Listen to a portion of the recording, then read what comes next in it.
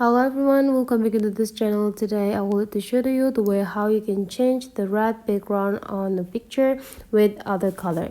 You just need to open your photo and find out the picture that have a red background on it. Let's check either I have one of them or not. So I already got this. So I have this object with the red background, and let's just change it into other background.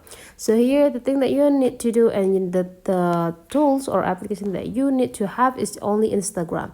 The device that you need to use is iPhone. Make sure that you already upgrade into the newest version of the iOS, and then if you already upgrade the system, you just need to tap into the object here, and there will be like a shining moving into the object.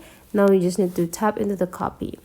Now back into your Instagram, open your Instagram application, swipe into the right side until you got this photo or camera of the Instagram story. You just need to tap into this capture. Now you just need to go click the three small dots and go click draw, pick the picture or pick the color that you want to use as the newest background. You can choose any color if you want. Let's say I want to do with the purple. Now the next thing you need to do is just tap into the screen and hold the tab, and you will got everything is filled. You can also add or draw the other doodles if you want. Like I will let you do this. Let's say